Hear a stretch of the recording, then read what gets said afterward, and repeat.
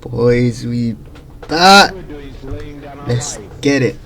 So let's just talk about One Piece for a second, right? And just how incredible this man Oda is. And I want to talk about the theory that's been going around from the last couple of weeks and just how interesting it is. But first, let's talk about the chapter and how Robin. Now, the thing about Robin, right, is during the 2-year time skip, she was with the Revolutionary Army, right? So I'm thinking, you've got Sabo, Dragon, Kuma, Koala, you've got all these people there, and I'm like, well, if she's got all those people there training her, surely she must be stronger than what she is. So I'm thinking, does she have Haki? Because all those people that I've just named from Revolutionary Army definitely have Haki. And definitely have Haki to a very high level, so it wouldn't make sense it would make sense for Robin to have Haki. So when she used her demon god form, and then there was a colour page underneath it, and then someone coloured it with Haki, I'm like, well, it does make a lot of sense. And Oda, being the genius he is, this has been foreshadowed, because when Luffy used his Conqueror's Haki at what was the island called? Fishman Island, she was one of the people that said that was Haki, whereas Usopp, Chopper, Frankie, the rest of them didn't know what he did. The only people that knew what he did was Zoro, Jinbei, the Shark Girl, and yeah, that was it. So I'm like, if she knows what that is, and she knows how important it is, wouldn't it make sense for her to have it? Especially that her knowledge makes her extremely dangerous. She's the only one, or one of the only people that know how to read the poneglyphs, especially in the pirate era that we're in now. So surely she's going to need something to protect herself. So it wouldn't make sense for her not to have Haki. The only thing I'm questioning is, why did it take her so long to use it if she does have Haki, if that makes sense? I'm just trying to put my head around that. But then let's get to the most important part of the theory, right? And the most important part of the chapter anyways. Momonosuke asks for Shinobu to age him to 20 years. Now I'm thinking, this guy's Odin's son, right? And we know that Odin is a monster physically, and probably without any training. We don't know who he was trained by, and if he's trained by himself, would Momonosuke gain that incredible strength as well? On one hand, I think he should, but on the other hand, I'm like, no, he shouldn't, because it would sort of mess up the story, because he had no prior training. So if he whipped out sword techniques and Haki, it just wouldn't make sense. But then it would make sense because of Oda's foreshadowing in one of the previous chapters, where he did a colour page and it was a giant pink dragon. I'm going to put up on the screen now. And I'm thinking, well, if he's done that, that's just perfect, because now we know that's the size that he's going to be. And especially with his fruit, the thing is about artificial devil fruits like that, we don't know if they're just as powerful or just a little bit less powerful than regular devil fruits, and if they work in the same way. For example, we know that artificial devil fruits come with a lot of drawbacks, but then would the drawbacks be the same as real devil fruits? So if you were to put Momonosuke in water, would he have the same effect as if you put Luffy or Law in water? Now, he's obviously going to fly Luffy back to Onigashima, and we're obviously going to get the final battle between Luffy and Kaido, which I think is probably going to be like 10-15 chapters from now, simply because he's got to wrap up all the other fights. Chopper's fight, I don't think the Tobiroppo are done, because if they are done, I am very disappointed in them, especially Sasaki. I think his fruit was awesome. I feel like he could have done a lot more with that. And keep in mind, these lot used to be captains of their own crews, so I'm like, if this is the extent to their abilities, then I'm very disappointed.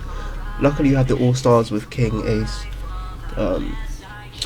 not King, Queen, the rest of them. I'm really looking forward to seeing King and what he is.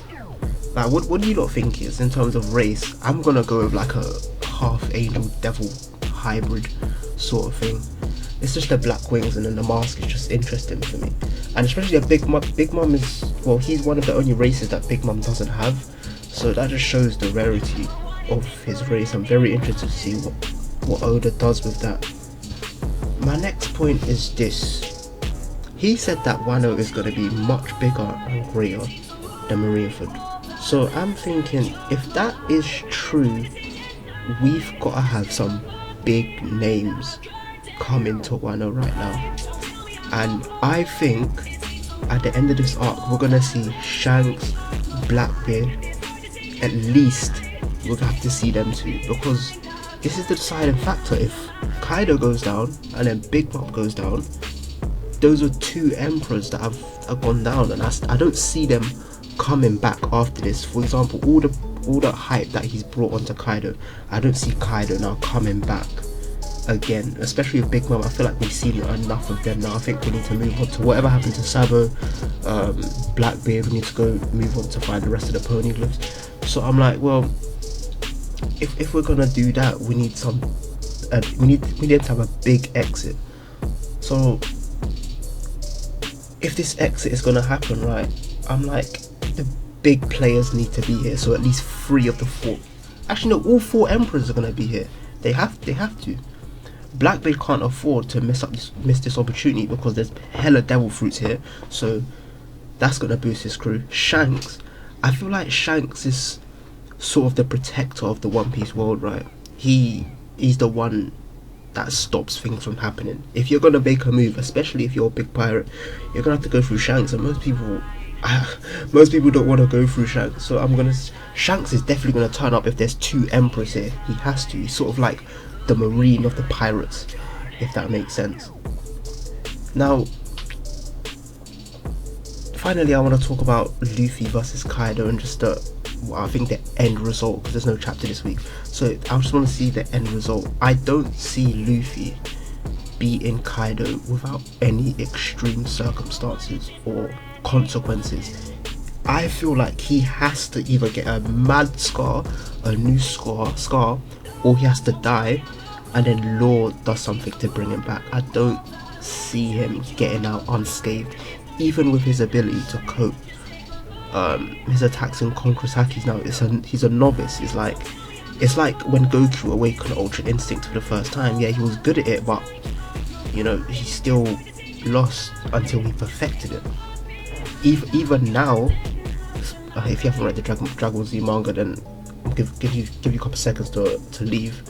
Even now, he's still struggling against, what's his name, Granola, even though he knows how to activate at will. So I'm like, now that he's going up against Kaido with this new technique, I want to back my boy Luffy, but I don't see him winning, if that makes sense, without any consequences. And then who's going to deal with Big Mom? Is Zoro going to beat Big Mom? That's why I'm saying someone has to come and deal with Big Mom, and I feel like it has to be Shanks or Blackbeard or someone on that level to sort of hold them off while Luffy does his thing with Kaido. But let me know what you think. Let me know how Yamato, do you think Yamato's going to join the crew? Do you think Carrot's going to stay with the crew? What do you think Kuzan's going to do? Because Kuzan's quite interesting. I wonder, when he said he needed to find a certain pirate, I'm assuming it was Blackbeard. Is he going to take out Blackbeard? Are we going to see Kuzan again? Kuzan's probably my favourite marine, or ex-marine. He's one of my favourite characters of One Piece, so I'm really interested to see what he's doing. But let me know what you lot think. Make sure you like, comment and subscribe.